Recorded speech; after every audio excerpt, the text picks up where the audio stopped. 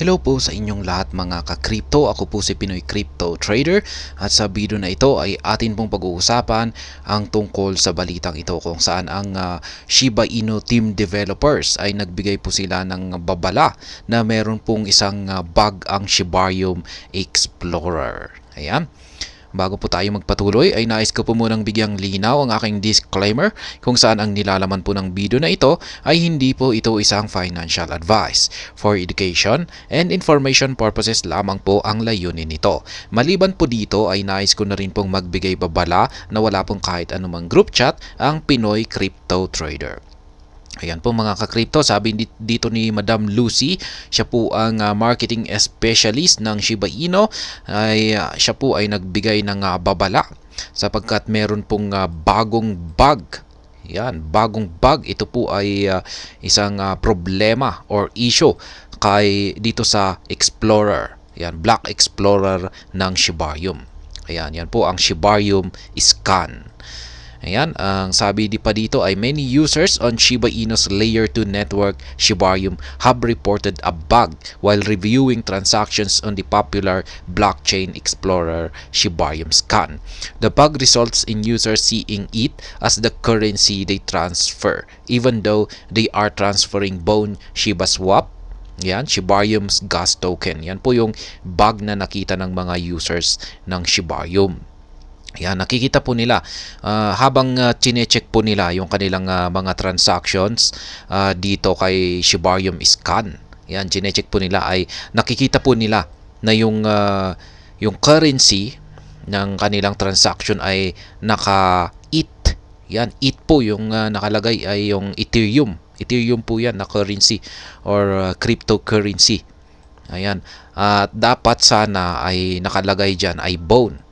Yan, kasi ang trina-transfer naman po talaga nila ay hindi naman po Ethereum kundi ang Bone Shiba Swap, yan, or Bone token. Kaya yan, kasi ito po talaga yung Bone ay ito po talaga yung nagsisilbing gas token dito kay Shibarium. Kaya yan po yung bug. Yan, bakit kaya ETH yung nakikita nilang currency nito? Given this misleading information, Shiba Inu's marketing lead Lucy updated X to address concerned users. Ayan, agad naman pong kumilos si Madam Lucy para ipagbigay alam para sa lahat ng mga users ang pangyayaring ito. The clarification included a screenshot of one such misleading transaction information in which a user is shown as transferring 60 ETH. Yan. Laki po niyan kung pag 60 ETH. Nagkakahalaga po yan approximately around $108,000 ang value po niyan. The real sense, the user had only transferred 60 Bone, approximately $46.8. Yan po talaga. Yung talagang totoo po na transfer ng user ay 60 Bone. Yan, nagkakahalaga ng $46.8. Yan yung pero yung nagre-reflect yan sa Shibarium Scan ay 60 ETH na nagkakahalaga ng $108,000. Kaya yan yung pinakita na yan isang halimbawa. Yan ipinakita na screenshot dito para sa lahat. Ayan po. Ito po yung actual na screenshot. Ayan, para makita ng lahat na yan may bug ang Shibarium Scan. Ayan, 60 ETH. Yan po nagpapakita 60 na ETH. Nagkaganito rin noon, nagkaroon na rin ng problema ng ganito na rin si MetaMask. Yan, yung lumalabas kung pag nagpapalit ka po ng mga ginagamit mong blockchain kay MetaMask ay ayan, nagkakaroon ng error sa mga currencies. Yung mga ganito, yung kung ano yung ginagamit mo. Pero yung value ay tama naman po, pero napapalitan yung currency.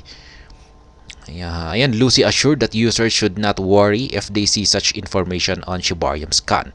Ayan, sabi ni Madam Lucy, wag daw po tayong mag-alala kasi kung nakikita natin yung mga ganyang information, kasi yan nga, sabi ay madali lamang po siguro itong ayusin. The prominent Shiba Inu team member also clarified that a recent upgrade performed by Black Scout likely introduced the bug. Ayan. Nangyari daw po siguro yung problema na ito nung nagkaroon ng recent upgrade ang Black Scout. Ayan. Kaya dyan po lumabas ang bug na ito. Pero ayan, mukhang hindi naman po ito malala or isang nakakabahala na problema. Block Scout is a popular blockchain explorer service provider that delivers the underlying tech stack that powers Shibarium Scan. Yan po ang Block Scout. Meanwhile, the team has been notified of the error and may already be working on a fix. Ayan, sa tingin ko baka naayos na ito ngayon. Kasi gaya nga ng sinabi ko kanina, hindi naman ito gaanong malala na problema. Yan, kayang-kaya yan. Siguro, hindi pa yan tatagal sa isang oras. Good sign for the future. Ayan. On a side note, Lucy teased that the bug may be a good sign for the future of Bone, suggesting that the token might eventually become as valuable as older counterpart Ethereum. Yan. Sabi po ni Madam Lucy dito na mukhang parang magandang sinyalis daw po ito na nagpaparamdam na baka si Bone ay mukhang magkakaroon ito ng value na matatapatan niya yung value or halaga ni Ethereum. Kaya yan, maganda po yan para sa mga nagho-hold ng Bone token. Yan, beruin mo naman kung matatapatan ni Bone yung value ni Ethereum. Yung Bone is equal to Ethereum. Although such an outcome may evidently take a long time to materialize, the development team has been making progress in the right direction. Ayan na nga. Pwede po siguro yan na matatapatan ni Bone si Ethereum, pero mukhang medyo mahaba-haba pang panahon yan bago mangyari siguro. For one thing, the Shibarium network has gained significant traction since its launch, attracting users with a promise of low fees and near instant settlement. Ayan. Gayon pa naman ay maganda naman po ang performance ni Shibarium. Yan ang Shibarium network. Yan, patuloy pong dumarami ang mga users nito. At yan nga, tinitake advantage po ng mga users yung mababang transaction fee nito. At syempre yung napakabilis na processing nito. Ayan, near instant. Napakabilis. Sobrang napakabilis po ng kanyang pag-process sa kanyang mga transactions. In recent times, leading exchanges have enabled support for Shibarium, allowing users to trade assets native to the network. These developments, coupled with the increased numbers of projects building on the network, raise hope for a bright future for Bone and the broader Shiba Inu ecosystem. Ayan. Tuloy-tuloy lamang po ang paglago ng Shibarium, kaya maganda po ang nakikita natin na mga developments dito. Kaya yan, isa na po rito yung mga nagsisilabasan, mga leading exchanges na nag-i-integrate na po ng Shibarium. Kaya yan, maganda po yan. Kaya sana ay tuloy-tuloy na yan at halos sana lahat ng mga exchanges ay i-integrate ang Shibarium. At maliban dyan ay may mga projects na rin na nag-uumpisa na at dumarami na yung mga projects dito kay Shibarium. Kaya yan, maganda po ito para sa hinaharap ng Bone at syempre ang buong Shiba Inu ecosystem. Hindi lamang po si Bone ang siyang nagtitake benefit dito. Halos lahat po. Maging ang Shiba Inu, Leash, yan, lahat ng mga kasama ng Shiba ecosystem.